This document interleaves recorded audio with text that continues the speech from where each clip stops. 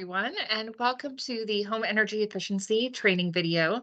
This video was created as part of the City of Boca Raton Sustainable Summer Series and will be available on demand on the city's website. So first, I want to introduce myself. I am Lindsay Rowland Narodka, and I am the Sustainability Manager for the City of Boca Raton. The city's Office of Sustainability was formed in 2018 to develop sustainability strategies for the city and to oversee the implementation of the city's Sustainability Action Plan, which is also available on the website. In June every year, the city focuses outreach around energy efficiency as part of the Sustainable Summer Series.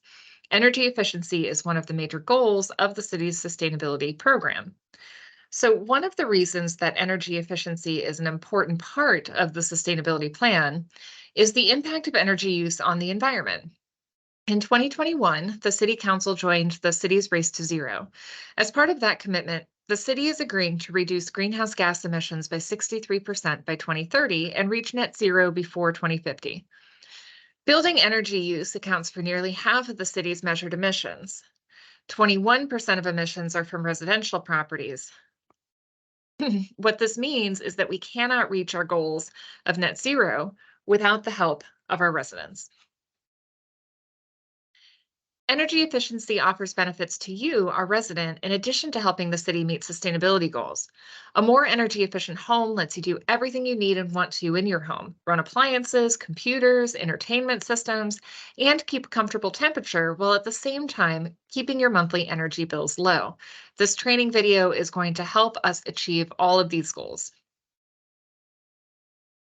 So in today's video, I'm going to go over ways that you can assess the energy use in your home. Assessing home energy use can help you better understand your energy use and choose the most impactful changes to see savings.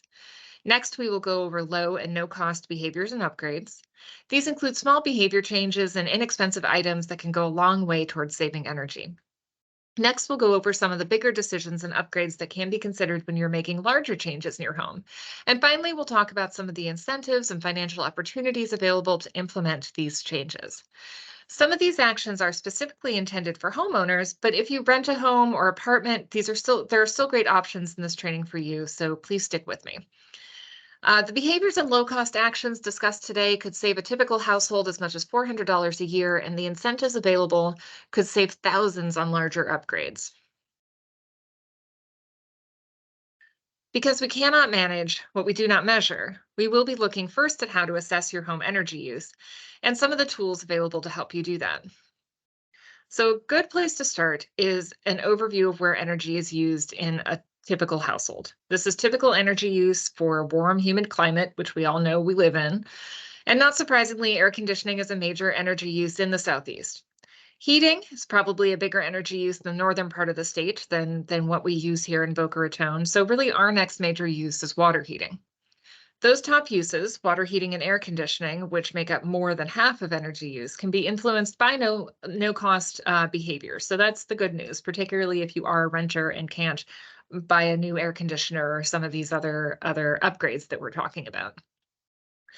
And all of our other uses here, kitchen appliances, refrigerators, clothes dryers, are relatively smaller, but do add up to quite a bit when taken together. So we'll talk about how to reduce energy from those uses as well. If you are a City of Boca Raton resident or live anywhere in this general region, your electricity comes from Florida Power and Light. So this training will assume FPL is your utility. If you're listening from another area with a different utility, I recommend that you check with your local utility for similar programs. Any links that I'll show on this slide or others throughout this training will also be listed out on the city's website, so don't worry about having to pause and write them down. So for assessing home energy use, I recommend by first signing into your FPL account. FPL has tools available online, an energy dashboard, an energy analyzer. These can help you better understand your personal energy use, and I'll go into more detail about those in just a second. In addition to these online services, FPL offers a home energy survey. If you call, you can arrange an in-home visit with an FPL energy expert who can give you specific tips and let you know about useful incentives. FPL also has a residential on-call program which can help reduce your bill. This voluntary program allows FPL to temporarily shut off agreed upon appliances during high demand periods or during emergencies. I will talk more about federal incentives from the Inflation Reduction Act later in the presentation, but I will mention here that there is a tax credit of up to $150 for home energy audits. So if you want to do a more in-depth assessment and have a professional audit done on your home, you do have that financial incentive to do so as well. A great tool for keeping on top of your energy use and knowing right away if there are any problems that need to be addressed is simply your monthly bill. Whether you get it in paper or log into your account to view, you can see your current use compared to previous month and the same month in the previous year. You also have a 13-month overview. So you can see from this example bill that there are kind of seasonal changes in energy use, though it does look like this one assumes some heating use in the winter months, which we haven't had much need for turning our heat on in the last couple of years. So by being able to look at your current usage versus the previous month or versus the same month in the previous year, it can help you identify if there's any jump or increase in use that seems unusual. And then you can help identify what that energy user is and fix the problem if there is one. So this is a screenshot from the energy dashboard. So with this energy dashboard, you can see your energy use in real time, view how energy is used monthly, daily, or hourly, and get comparisons between bills, as well as have access to assess estimates of your upcoming bill. This can significantly help you if you need to budget and think about some of your larger energy uses if you're getting kind of tight on how much you are able to spend on your electric bill. So this example is from a four-person household, and there are a few things that we can see. One is that this graph has outside temperature on it. So you can see how temperature changes energy use. So on warmer days, the AC might run more, cooler days less. So you can see some changes based on that. You can also You can also see that in this example, the family I borrowed this from has higher use typically on the weekends in the green than on weekdays. And as this week in the middle here shows, that one of the parents is sometimes working at home Monday, Wednesday, Friday. So you can see how having someone occupying the home increases energy use. That is just from maybe keeping the AC a little cooler, possibly running a load of laundry or two, while working at home, and some of the other things that might be more typical uses on the weekends. You can also see that typically one weekend day has more energy use than another. That might be, a pattern of being out of the house, doing fun things one day and more in the house doing chores, again, running those laundry loads on another day.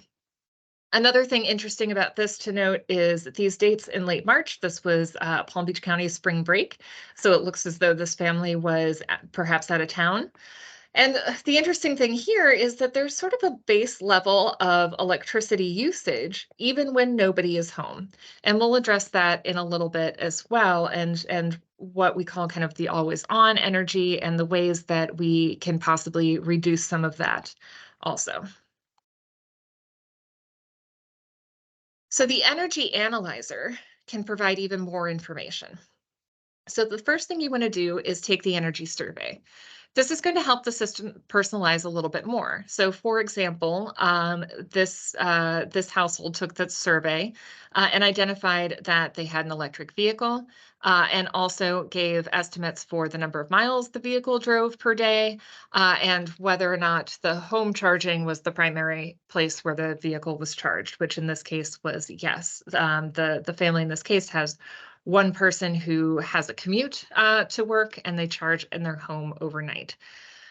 Um, from the looks of this, because there isn't anything separate about washer and dryer, I'm assuming that the EV charger is on the same panel as the washer and dryer, and so those are captured in this as well. So you can see that other than the electric vehicle, cooling and heating are the top energy users. And so the lucky thing here is that we're going to talk about inexpensive ways to reduce these uses. And then here's that other thing that I mentioned on the previous slide, this always on. this energy that's kind of always being used, whether you're using a particular appliance or have lights on or not. And so we're going to talk a little bit about how to identify what these always on energy uses are and the places where we can help to reduce that, because it is not an insignificant amount. So before we move on from the assessment section, I just want to share some resources from the Department of Energy. On their website is the Energy Savers Tips Guide. This is a PDF you can download, which would be a great supplement to this training. So I recommend that you download it and read through it after watching this video or in the next few days. Sometimes it can also be helpful to understand our energy use in context and see if we're using more or less than other similar homes. You know, we may look at our energy dashboard and say, okay, but I don't know if this means I'm using too much energy or if I'm doing really great actually and using less than others. So this tool, the Home Energy Yardstick, is a great tool you can provide some information about your house, a year's worth of energy usage, which is available in your FPL account. And we'll give you a home energy score, which you can compare to the national median to see if you're using a little bit more than most people, a little bit less than most people. And then this final one here, the Home Energy Saver tool, can help you identify the best energy saving upgrades based on local conditions such as climate and as well as incentives that are available in your area. At the time that I recorded this presentation, this particular tool was unavailable because it's being updated. So that I expect when it's back online, it will include information about new federal incentives. And like with the FPL links, all of these links and resources are on the city's website. So before we start talking about the actions to take, I do want to take a moment to discuss efficiency versus conservation. We tend to use these interchangeably, but they are subtly different.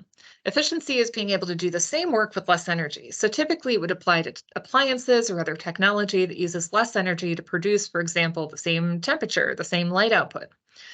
Conservation is a strategy that avoids energy use. So this is typically more behaviors such as turning off lights. So the first battle in improving energy efficiency is knowing where to start. We are going to approach this using this concept of this pyramid, starting with the easiest and least expensive actions and building up to more complex or more expensive solutions. And we've already started with this base, which is understanding energy efficiency and conservation, which includes understanding our energy usage. We've already covered that. So let's start talking about behavior changes.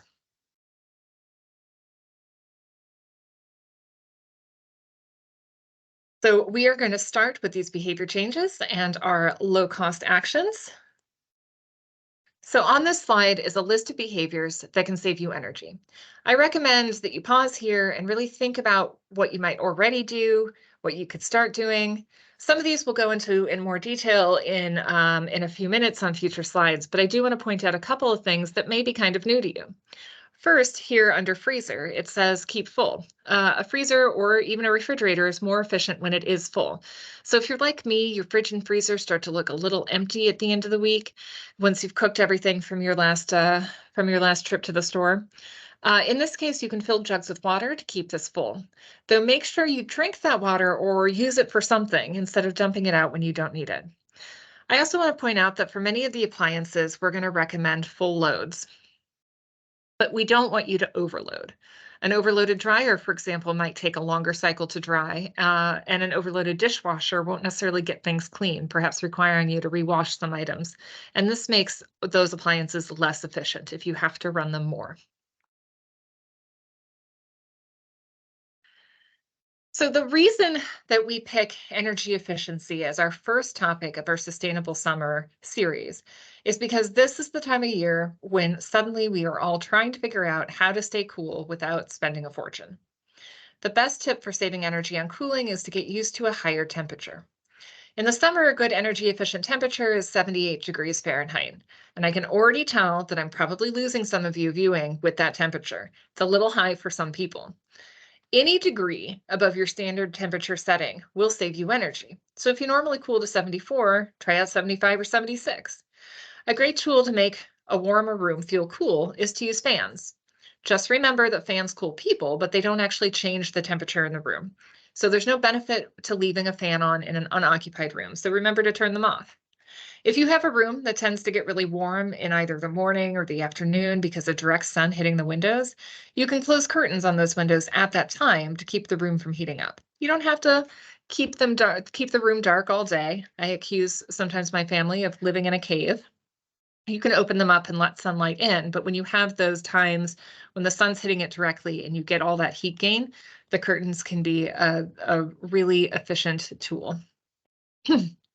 So, a few more things. Speaking mostly for myself, I am not much in the mood to cook in the summer.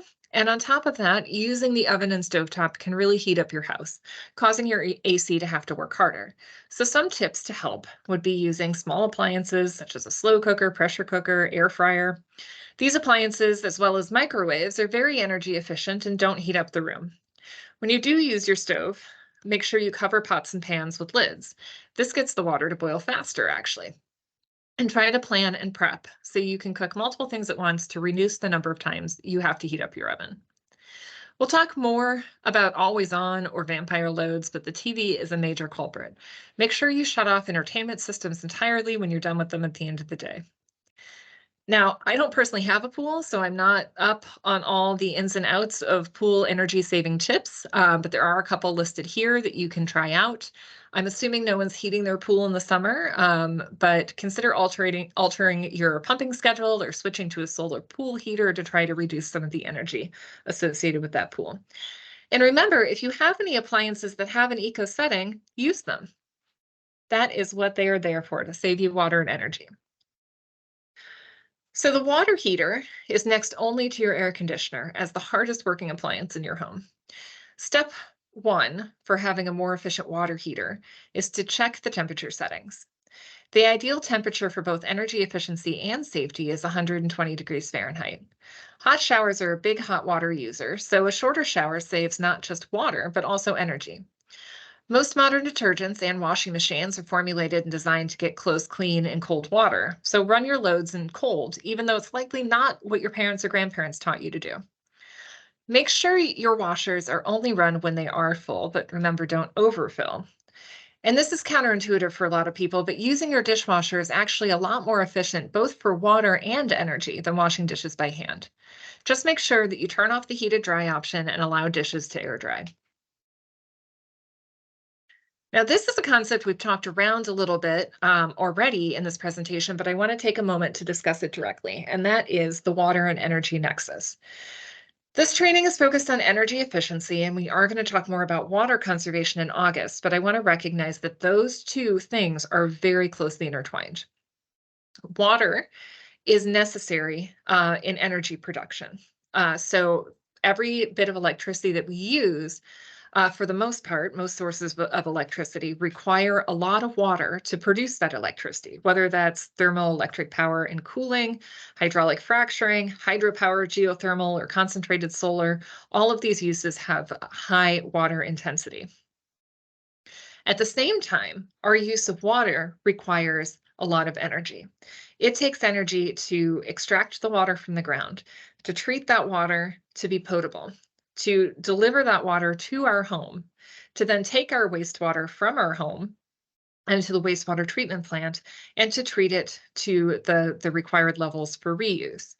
And that doesn't even include heating the water when we're using it in our home. So the more water we use, the more energy we demand for that use as well.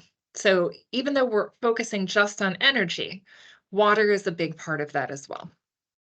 And when we talk about water in August, this will still apply, the water and energy connection. All right. So while we can do a lot with behavior, there are also some smaller investments that cost us a little bit of money, but can make a difference. So first off is lighting. LED light bulbs are much more efficient than either incandescent bulbs or compact fluorescents, and they also last longer. Maintaining your appliances helps them run more efficiently. So you use less energy with a well-maintained appliance. So get your AC a professional tune-up before summer and make sure to clean and replace filters frequently. Smart thermostats allow you to schedule to set a schedule, meaning you can ask it to start, bringing the temperature up around the time you leave for work in the mornings and cooling it down a half an hour or so before you are expected to return home, so it's at a comfortable temperature when you get home. This helps eliminate the human error of forgetting to adjust your thermostat on your way out and keeping an empty house at a very cool temperature. Basic weatherization items such as caulk or weather stripping can prevent cool air escaping your home through cracks in doors and windows or hot air coming in. And of course, shading windows helps reduce that heat gain we talked about with the curtains. And trees that shade windows and roofs are particularly effective for cooling. So planting trees around your home is a great energy efficiency investment. So let's talk a little bit more about lighting. Even though lighting is one of the smaller energy uses in our home, it is one over which we actually have a lot of control. So always look for Energy Star labels when you're buying new fixtures or bulbs. Using task lighting can help you get the illumination levels you need on your work if you need, bright light to write or read, but without having to light the whole room to that very bright level. For outside lights, motion sensors can prevent wasted energy and unwanted glare, and your neighbors will thank you. And don't forget that per city code, outdoor lights need to be shielded to prevent glare. You should not be able to see the light source from off the property, meaning if you're standing off your property and looking at your light fixture, you should not be able to see the bulb. And lights should definitely not shine up to the sky or onto adjacent properties. Think about this as not wasting your money or the energy by putting light to places where you just don't need it. And as an added benefit for LEDs, because they are so efficient, they also produce a lot less waste heat, meaning they do not heat up your house in the way an incandescent or even a CFL might do, saving you money on cooling as well as lighting. So over the life of an LED light bulb, which is around 23 years, you can save around $163 on energy and $48.90 on cooling costs as compared to an incandescent bulb. If we're talking about the light bulbs in our entire house, this is not an insignificant savings. And as we said, a properly maintained appliance works more efficiently. So make sure you are regularly maintaining them. One thing to do is to check the gasket seals in your fridge or freezer. You can use what's called the dollar bill test. Take a dollar bill, put it between the seals when you close the door, and then try to pull it out. If it slides out easily, you probably need to either clean or completely replace the gaskets in your refrigerator or freezer door. If there's good resistance, your gaskets are okay. Make sure you clean the lint trap after each use of your dryer. This improves airflow, which dries the clothes better, and also reduces fire hazards. Make sure you're cleaning and replacing AC filters and keeping vents, heating elements, fan blades, and other appliance elements clear of dust. This helps them to work more efficiently, and it also reduces allergies and other impacts of breathing in dust in your home. So we saw in the energy dashboard and energy analyzer examples that there is some energy that is always on. Some of this always on energy is what we might consider vampire loads. This energy is used by appliances and electronics when they are off. Anything with an internal clock, a standby light, or anything that is hot to touch, such as those charging bricks, is using electricity all the time. One way to reduce vampire energy is to unplug appliances and electronics, including charging cables, when they are not in use. A smart power strip can help with this. Smart power strips will use one item as a control, a computer, for example, and the other plugs will be dead until that item is turned on. If you have a computer as a control, speakers, monitors, printers, items that you wouldn't be using without the computer on, could be plugged into the other and then only have power to them when the computer is switched on. If you're done for the night or going away for the weekend, shut down the entire power strip. The same could be set up with a TV and an entertainment system. For your kitchen and all those small appliances, you can put them all on one regular power strip and just turn it off when you leave the kitchen. So we spend a lot of money and energy cooling the air inside of our homes. We don't want that cool air escaping or warm air coming in. The best way to avoid this is to make sure your doors and windows are properly sealed. Rope caulk or foam tape are inexpensive and temporary solutions. Outlets and switches are another source of air leakage, so insulated gaskets are inexpensive and can be installed under the switch plates to help prevent some of the leaks. It's also a good opportunity to clean any dust accumulated there. I recommend looking at online tutorials on how to install. They are abundant and some of them are actually a bit entertaining. So, for those of you who are already pros at energy conserving behaviors and have made a lot of low cost improvements, you may be ready to start making larger investments. This section is really going to be specific to people who own their homes, but even if you're renting, hang in with me because we'll talk about options for renters in a minute. So, while I don't recommend replacing appliances before you need to, the reason for this is that existing equipment has embedded carbon and energy from when it's manufactured. And so using it for its entire useful life is the best way to get the most benefit from that energy and carbon that went into making it. But when you are ready to choose a new appliance, one of your selection criteria should be energy efficiency. The Energy Star program helps consumers identify appliances that meet energy efficiency standards. For every appliance that you purchase, you should have a yellow and black energy guide. You can use this to better understand the cost of operating the appliances and how that model compares to other similar models. Look for appliances that use less energy and look for the Energy Star label. When you replace an air conditioner, go for the most efficient model that makes sense for you. The minimum seasonal energy efficiency rating or SEER score allowable by code is SEER 14. You should aim for at least a 16 or higher for better efficiency. Remember, when sizing your system, bigger is not always better. So make sure you are choosing a system sized appropriately for your space. Eventually, you may run out of ways to make your home more energy efficient. At this point, you may want to think about generating your own clean energy. Going solar is easier and more affordable than it has ever been. The city of Boca Raton is recognized as a Soul Smart community, which means that we make the solar permitting process as simple as possible, and we also allow solar in all of our zoning districts. The city partners with the organization Solar United Neighbors about once a year to let our residents know about opportunities to join their cohort and share educational materials about buying and maintaining solar energy systems. In addition to prices for solar energy systems coming down in the last decade or so, the federal tax credit has increased. For systems installed through 2032, the tax credit is 30% of the cost of the system. If 30% of the system is more than your annual tax burden, you can carry over any excess to future years. So you'll always get the full value of that 30%. If you cannot install solar on your property for one reason or another, maybe because you are a renter, FPL has some programs that still allow you to support solar energy. Solar Together is a subscription program allowing you to claim solar energy being produced in the state up to 100% of your energy use. And Solar Now is a voluntary $9 charge on your bill that is used to support operation and maintenance of public projects, such as the solar canopies or trees you may see at parks, zoos, and museums all around the area. I also want to point out that a home that is strengthened against hurricanes is likely to be very energy efficient as well. The state has free home hurricane inspection programs. After you have the inspection, you may be eligible for grants to make identified improvements. Some of these will be things that increase your energy efficiency. The state also has a tax exemption on hurricane related windows and doors, which are very energy efficient. So information about these programs and links to the My Safe Florida Home program and more information about the tax incentives are going to be listed on the website as well with all the other links from this presentation. All right, so we have talked about what to do. Now let's discuss a little bit about how we're going to do it. I'll give some thoughts for those of you who may be renters and options for assistance in financing as well. So obviously, if you're renting, you may not have permission or the incentive to make any large energy efficiency improvements. However, there's lots you can do on your own.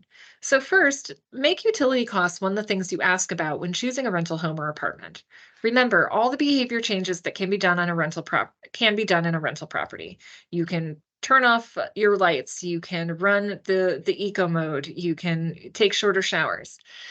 You can also make many small investments without permission. But anything you buy, such as light bulbs, make sure that you take them with you if you move. So save the ones that you remove so you can put them back when you move out. Other small improvements might be able to be made with permission, such as adding caulk or foam tape or installing a programmable thermostat. The caulk and foam tape you can either remove when you move if your landlord wants you to, or leave it for the next person. But if you buy something like a smart thermostat, take that with you. So don't forget, again, keep the original one so you can reinstall it before you go. Before you sign your lease, make sure that you understand whose responsibility maintenance is on appliances and fixtures, because as we've discussed, a maintained appliance is an efficient appliance. And if the responsibility is the owner or landlord, make sure you're keeping up with it. You can also advocate for energy efficiency upgrades as appropriate, particularly if the owner is making any improvements to the property. There are some assistance programs available at county, state, and federal levels.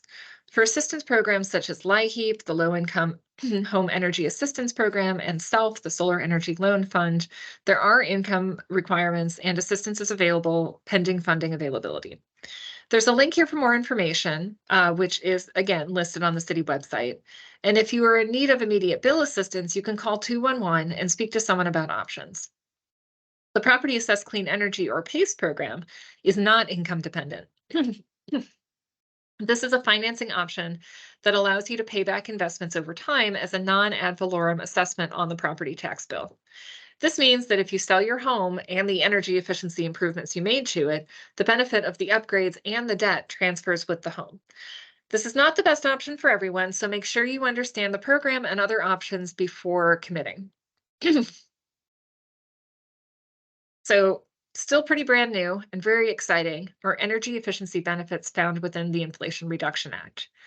This act created new tax credits available as of January 1st, 2023. We are also still waiting for more information, but in addition to the tax credits, there will also be rebates for certain improvements. The rebates will be instant, reducing the upfront cost, and depending on household income, may cover as much as 100% of the improvement. I provided some links here, which are also on the website, which will be continuously updated as more information becomes available with more information about these credits and rebates. One of these tools is the IRA savings the IRA savings calculator from Rewiring America. So this is a great tool. Because some of the benefits are income dependent, this allows you to enter in some basic information about your household and see the benefits for which you are eligible. In the example here, a family of 4 with an income of $63,000 is eligible for $14,000 in upfront discounts and $4,149 in tax credits. If the family takes advantage of everything, that is $18,149 in incentives and an estimated annual savings of $1,150 on their electric bills. So if you go to the calculator, it will do that for your specific situation, whether that's your household income, the number of people in your house, and then your zip code will also give them information about climate as well as about climate. The state has benefits for energy efficiency as well. One of the benefits is the state sales tax exemption for Energy Star appliances. So this was renewed during the current legislative session, and so is available now through June 30th, 2024. And although this is not exactly home energy efficiency, I wanted to highlight some opportunities around electric vehicles as well. The federal tax credit for EVs was expanded and a benefit added for the purchase of a used EV. The benefit does have some limits to cost of the vehicle, so you can't buy the most luxury in vehicle necessarily, and also income. So there are income caps for being able to access this credit. And FPL also has some programs available to help you install charging at your home. So for a monthly subscription, FPL will install and maintain a level 2 charger for your personal use. And I will include the link to this on the website as well, so you can learn more information. So incentives are constantly changing. So some of these sites that I'm sharing with you are ones that you may want to have bookmarked for your reference as you are making decisions about energy efficiency investments in the future. As I've said many times, these links are available on the city website. And as always, and specifically for tax credits, make sure you are checking with your tax professionals and following IRS guidance. This information that I'm providing now is simply educational. I am not a tax expert by any means. So you always want to be checking. So That was a lot of information. And I hope you took your time and paused when necessary to make notes or maybe go try something out. And congratulations to making it to the end of this training. But before we stop and go lounge with our feet in the sand because it is summertime, I do have a call to action for you. I would like everyone who listened to this training to do two simple things right away. The first thing is log into your FPL account and explore your energy analyzer and dashboard. Get used to those tools. And check in on them regularly. Ask questions like, does everything make sense to you on here in terms of how it's distributing your use or how your use this month compares to other months? Are there any things that might jump out at you as areas for improvement? And for your second thing to do, choose one behavior we discussed, something that you're not already doing, and start doing it. Start today. So thank you so much. I really appreciate the time that you've taken to be here with me today. My contact is here on the slide. I'm also very easy to find on the city website, and I am very happy to answer any questions or have any conversations for you. Thank you so much.